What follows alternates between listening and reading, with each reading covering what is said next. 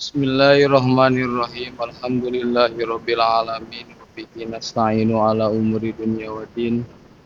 Wassalatu wassalamu ala sayyidina Muhammadin wa ala alihi wa sahbihi ajma'in. Subhanaka la ilma lana illa ma 'allamtana innaka antal alimul hakim. Ya Fattahu ya Alim ya Fattahu ya Alim ya Fattahu ya Alim. Qala mu'allifu rahimahullahu ta'ala wa nafa'ana bihi wa bi ilmihi.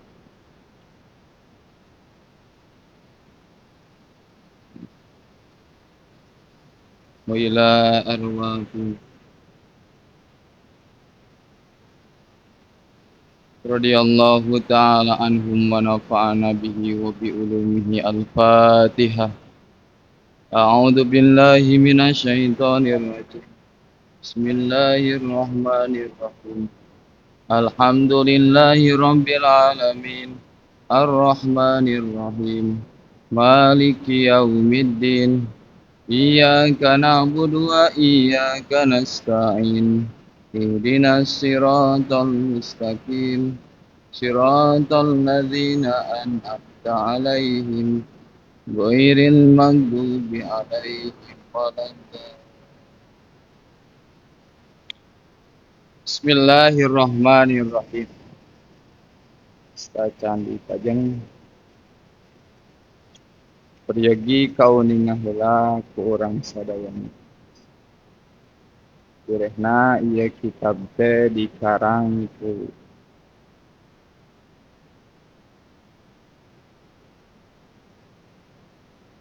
Syekh Abu Abdillah Muhammad bin Muhammad As-Sanusi. Nami kitabna Matan As-Sanusiyah.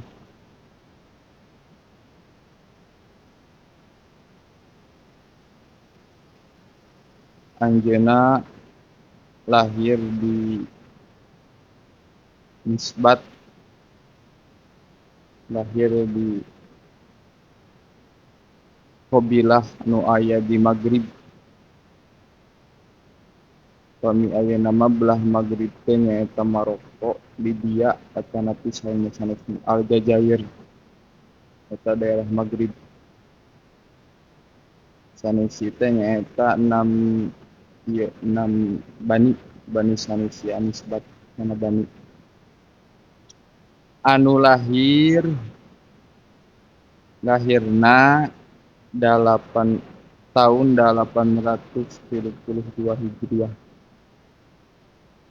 Anu wafat tahun 885 Hijriah.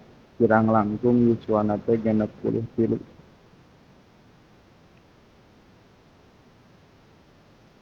Kirang langkung yuswana teh 63 tahun. Karanganana seueur di antawisna nyaeta Matan Sanusiyah. Nu dihasiahan ku Syekh Ibrahim Al-Bajuri sareng ditakrir. Peryogi kauninga aya hiji hikayat ditah heula nya dapnya kita. Aya hiji hikayat dina manaqibna Imam As-Sanusi. Nu ditulis ku guru, aya nu ditulis ku muridna. Muridna teh nyaeta namina Abdullah Muhammad bin Umar Al-Malali. Dina hiji kisah aya seorang ulama ahli ilmu, ahli ma'rifat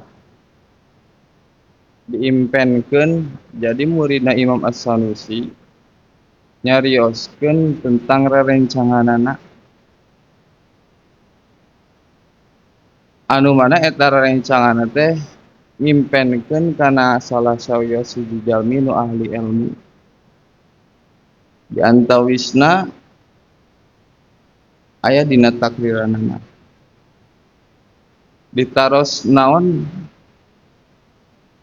anu kapanggih ku anjeun dina nalika anjeun lebet ka kuburan.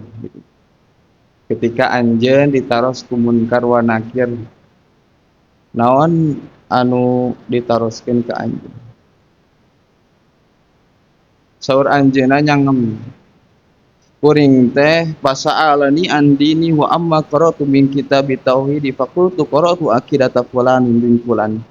Kuring teh ditaros tentang agama sareng ditaros kitab naon tentang masalah tauhid anu diaos ku anjeun.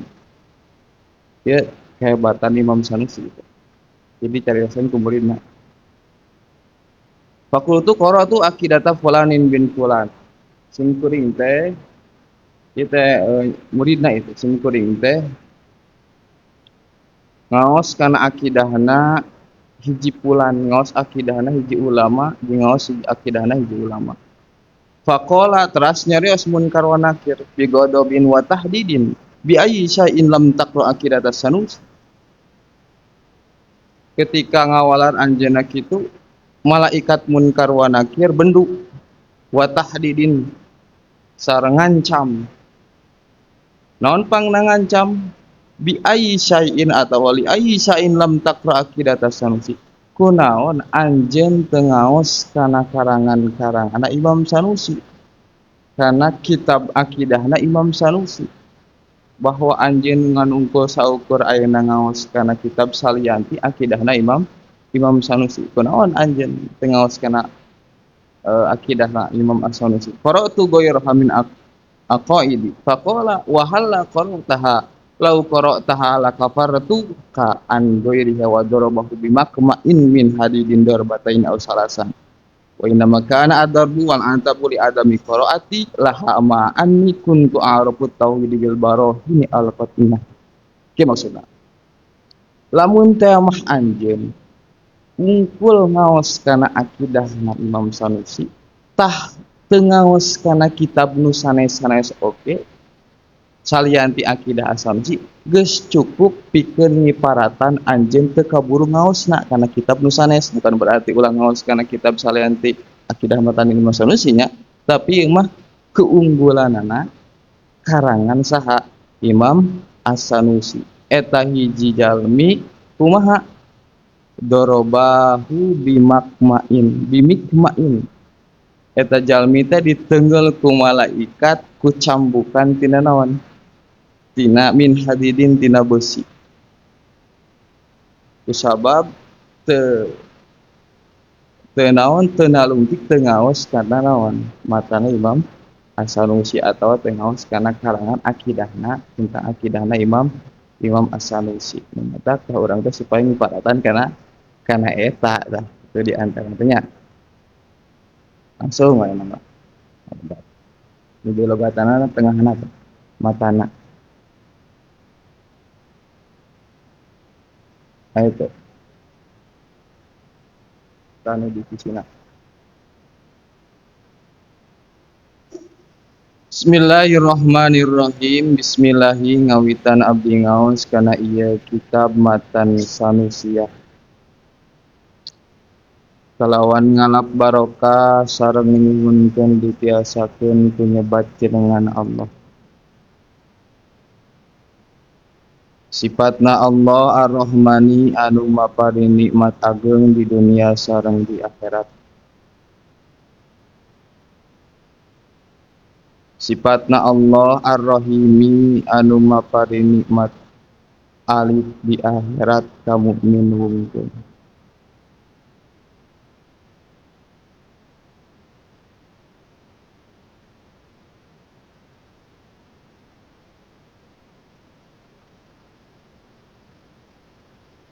Kita halaman 5.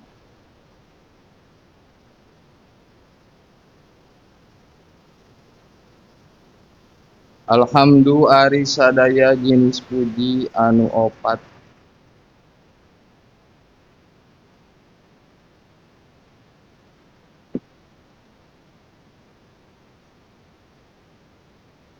Lillahi eta tetep milik Allah.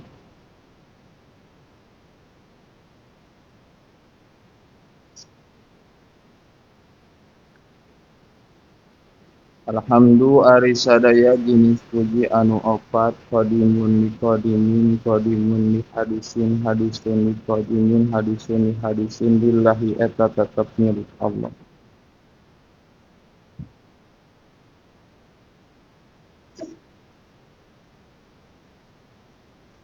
Kurang kana hasiahna tuh halaman opat ihit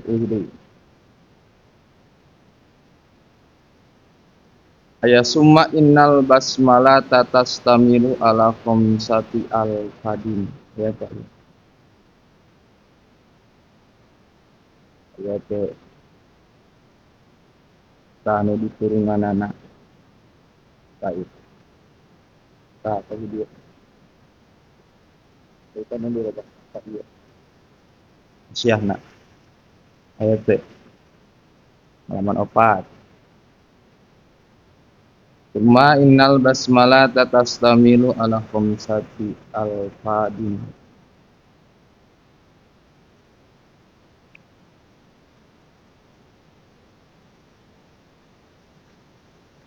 Ieu kitab dikawitan ku bismillah tangtos tos mastur disantrima nya dikawitan ku bismillah dikawitan ku alhamdulillah atanapi ku puji atanapi ku muji mana tingali dina tengahna qauluhu bismillahirrahmanirrahim halaman 2 deui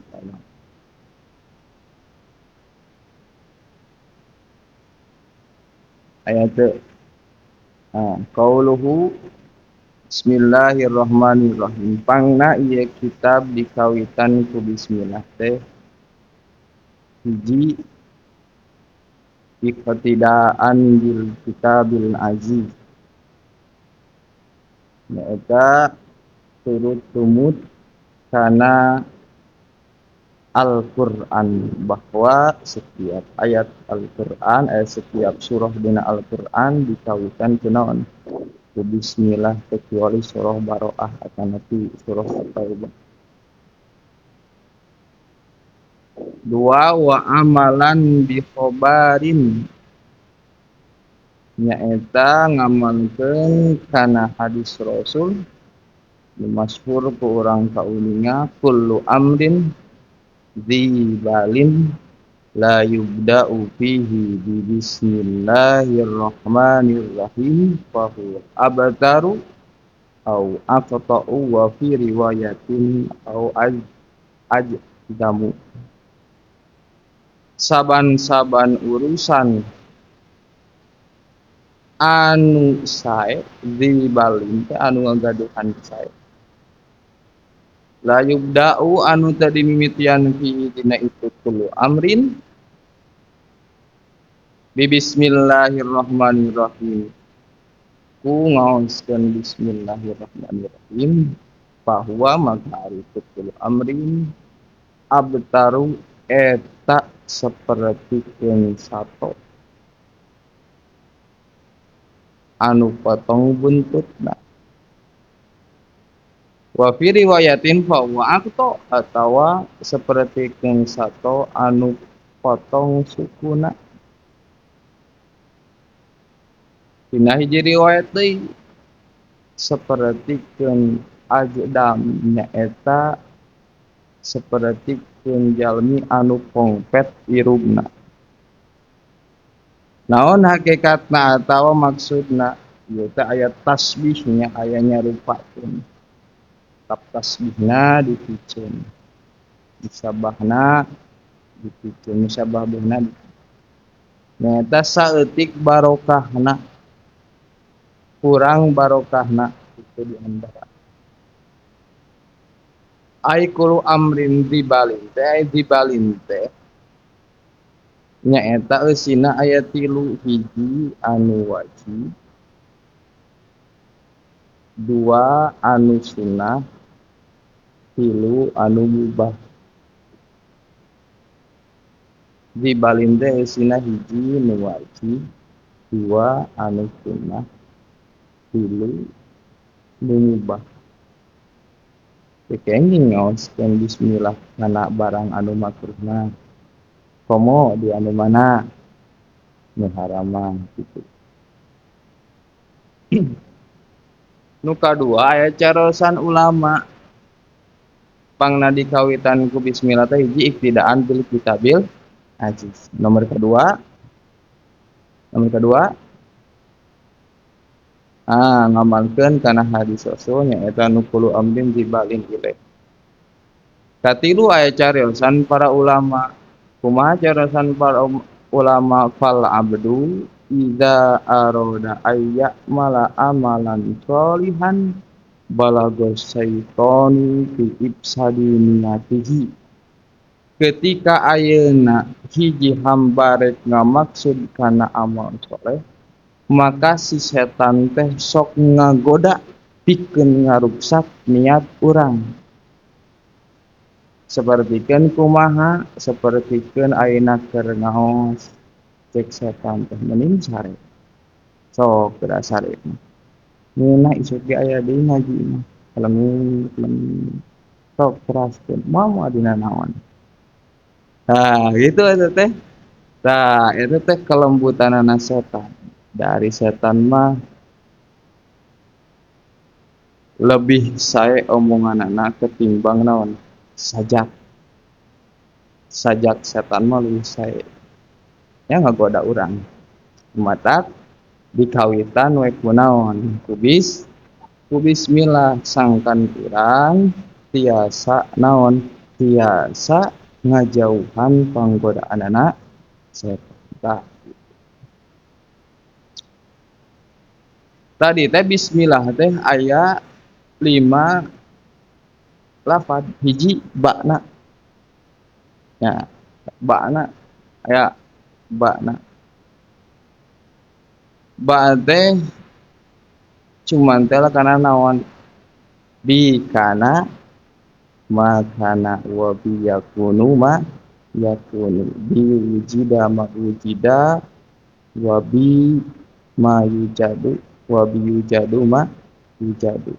Bi kana bi kukuring kana geus bukti naon ma perkara kana anu bukti itu ma wa bi sareng kukuring yakunu bakal bukti naon ma perkara yakunu nu bakal bukti itu ma kukuring sagala rupa nu keur bukti nu geus bukti nu can bukti tah dibuktikeun ku saha kukuring.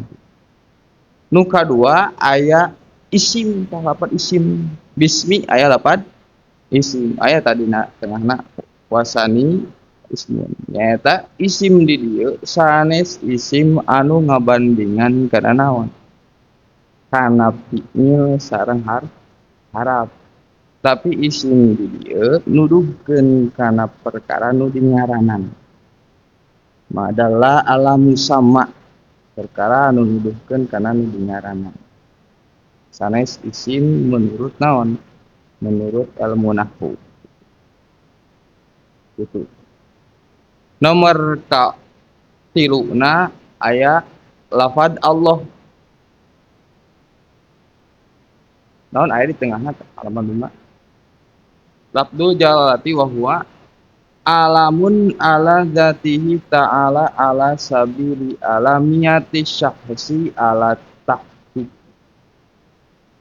Pami saur dina ieu mah nyaeta lafdul jalal teh alam nami pikeun zatna Allah gitu. Ala sabilil alamiyati syahsi netepan kana alam sahos wa wada'u li ba'dil ajnasil alam ka alamil ashasi labdon wa huwa am. Irtibat kana eta. Cuman ieu teh disebutkeun lapad Allah nami pikeun Allah teh eta teh dina makom naon? Ta'limnya.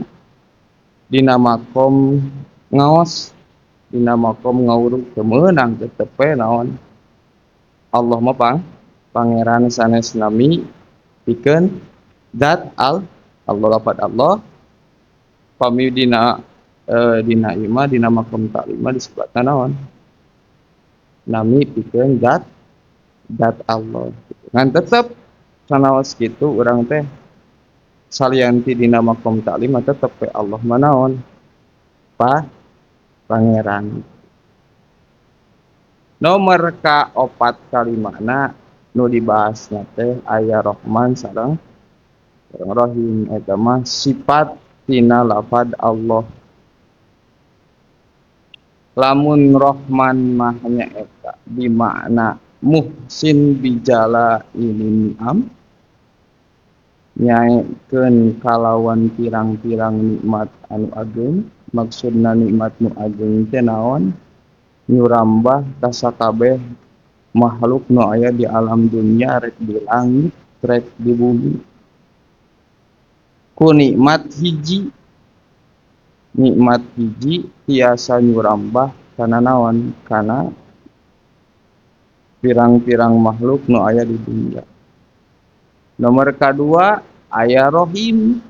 Ari Rohiman nyaeta bidako ikin ni'am kelembutan pirang-pirang nikmat. Maka ngalogatna sifatna Allah Ar-Rahimi anu mapari nikmat alif di akhirat ka mukmin wungkul. Maksudna anu ngengingkeun nikmat Rahimah nyaeta habates. Nya habates pikeun jalmi anu iman wungkul ka saha? Ka Allah. Ari Rahman mah sadayana bade nu iman bade teu iman bade muslim atau teu muslim kabagean karaosan kunaon nikmat Rahman. Matak Rahman mah 100%. Lamun Rahim sesana 88% di mana tah di akhirat. Matak ngalogatanna sifatna Allah Ar-Rahimi nu mapari nikmat alif di akhirat ka mukmin wungkul. Dikawitan deui ku lapad alhamdu.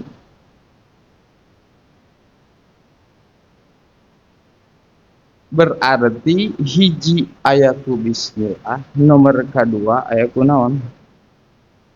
Aya ku alhamdulillah. Bismillah disebatna teh pamilina kitab sanes disebatna naon? Ibtidah hakiki. Ari ibtidah hakiki teh ngamimitian iwalungkul ku lapad eta. Can kapiheulaan ku lapad-lapad anu sanes ibtidah hakiki. Aya ibtidah idopi nu nyarande kana ibtidah naon?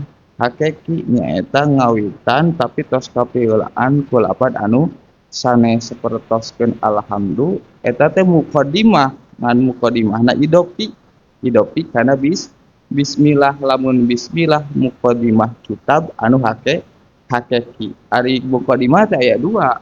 Aya muqaddimah aya dua muqaddimah teh. Aya muqaddimah kitab, dua aya muqaddimah ilmi. Bismillah alhamdulillah eta muqaddimah naon? Muqaddimah kitab. Naon atuh aya nu disebatkeun alhamdu puji teh, muji teh naon? Jadi aya puji aya syukur. Benten aya puji aya syukur. Setiap syukur pasti muji. Ngan setiap muji cantang tu naon? Syukur. Naon ai syukur teh nyaeta as-sana'u bil jamili ala jamili al-ihtiyari ala jihati ta'adin. Ngalam ku kabagusan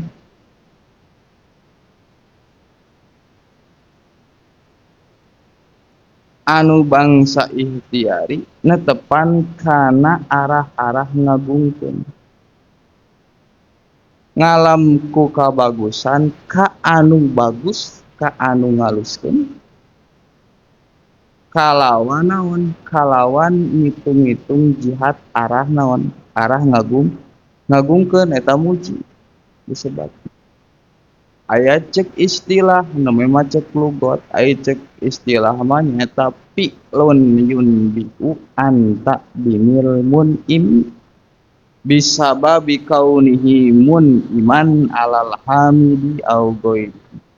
Lamun teh mah muji cek istilah mah nyaeta pagawean anu timbul atau anu nimbulkeun kana ngagungkeun dat anu maparini nikmat hiji pagawean nu timbulna teh sababiah ngagungkeun ka saha ka Allah tah eta teh disebata muji mana sapertikeun urang we ayeuna ngaos ta eta teh puji cek naon cek istilah dapiklun datang ka mana ka aula piklun yundiu anta dimilmun ini bisa babi kauni mun iman ayeuna Allah mapare nikmat sehat maparin hidayah jeung taufik ku urang dilakukeun dilempangkeun ta eta teh piklun pagawean kunaon pangna ayeuna dilakukeun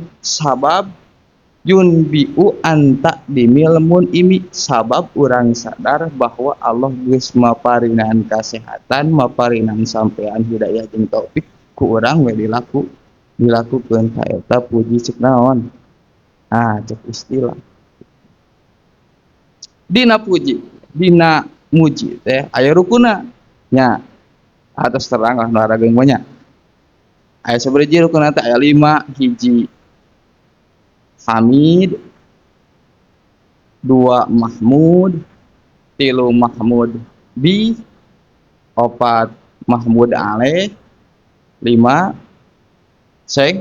segat. Jadi dina muji teh aya Hamidun aya Mahmudun aya Mahmudun bihi aya Mahmudun alaihi aya segatul hamdi segatna muji sapertikeun kumaha sapertikeun ayeuna contohna teh jaed mulyakeun kasim kuring atawa arul contohna teh memulyakeun kasim kuring saur sim kuring teh kieu khairu jamil alimun arul eta anu naon anu alim anu berilmu tah aya hamid saha hamid nu muji saha sim kuring nya anu muji arul seueur ilmuna aya di Mahmud anu dipuji sanu dipujina arul nya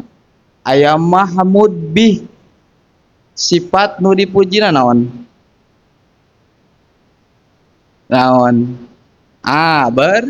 berilmu paham teu aya Mahmud aleh sifat nu aya sifat anu nempel nu aya nu dipuji sifat anu aya di jalmi anu dipuji naon sanes ngamul arul ngamulyakeun kasim kuring kulantaran arul ngamulyakeun kasim kuring khairul jamili alimun arul anu naon anu ilmu tah Mahmud aleh mana Mahmud aleh teh naon eta ngamulyakeun sifat anu aya anu dipuji anu cicing dijalmi anu dipuji saha arul gitu eta Mahmud naon Mahmud aleh alaihi atau ilaih mangawai nomor kalimana aya naon segat mana segatna bahasa mujina mana khairul jamil alimun arul berilmu eta segat. Jadi ketika orang ayeuna eta pinter aya 5 rukun teh aya nu muji aya nu dipuji aya perkara nu dipuji aya sifat anu nempel ti jalmi anu dipuji aya disegat gitu sapertikeun urang ayeuna alhamdulillah sebutkeun alhamdulillah hiji aya naon nu muji saha urang aya nu dipuji saha Allah nya anu dipujina saha Allah itu Mahmud bihna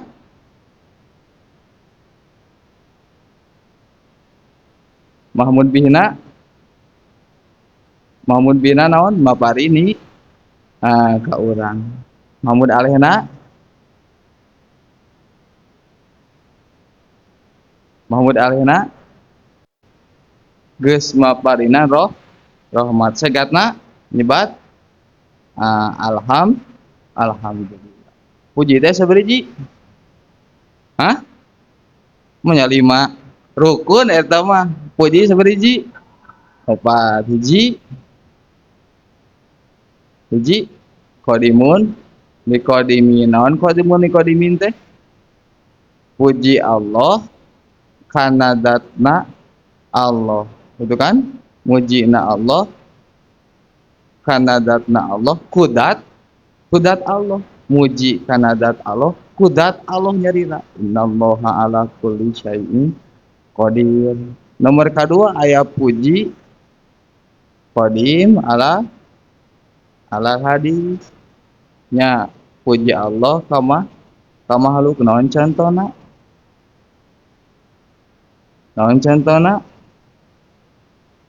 hah innallaha wa malaikatahu eta tilu aya puji makhluk mana contohna subhanallah Allahu akbar alhamdulillah eta kan subhanallah maha suci Allahu akbar aya Allah eta anu maha agung atawa anu agung nya alhamdulillah ari sadaya puji eta jenis eta tetap milik Allah. Aya puji qadim puji hadis alal puji makhluk ka makhlukna nya eta kumaha gambaran ayeuna duh arul mun rajin ayeuna subhanallah tah gitulah arul rajin ayeuna nyebutkeun kitu tah arul rajin eta teh naon muji eta teh muji tah sadayana rek qadim alal qadim rek qadim alal hadis rek hadis alal qadim rek puji Allah ka Allahna rek puji Allah ka makhlukna rek puji makhluk ka Allahna rek puji makhluk ka makhlukna sadayana oge lillah milik saha nah, eta tetep milik Allah Subhanahu wa taala. Jadi balik di bismillah teh aya 5 lapad nu dibahasna hiji ba'na nomor kadua lapad ismuna dina lapad ismun kahade pami saur tadi mah nyaeta Allah teh nyaeta atau ismu jalalah teh nami pikeun dat Allah tapi nyebutkeun kitu teh wajib dina naon dina makom taklim hungkul salian ti makom taklim teu meunang geus lapat Allah mah nyaeta Allah mah nyaeta naon pangeran wah nyebutkeun Allah teh naon nami nah kitu paham ngan dina makom taklim mangga we gitu kitu tah nomor ka seberji nomor ka opat jeung kalimananya nomor kahiji ba'na nomor kadua ismuna nomor katilu lapad Allahna lamun ismuna naon nyaeta naon nuduhkeun kana anu di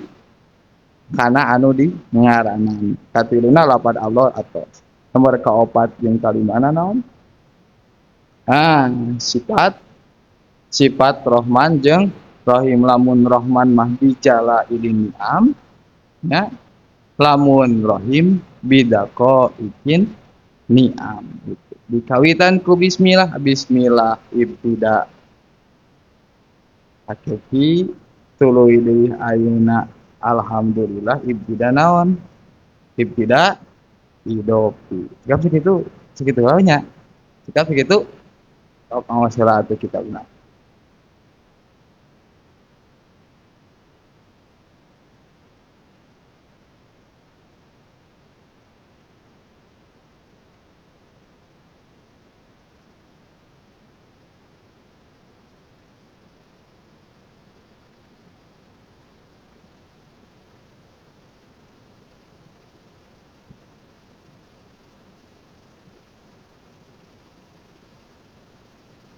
wassalatu wassalamu ala rasulillahi wallahu a'lam bishawab.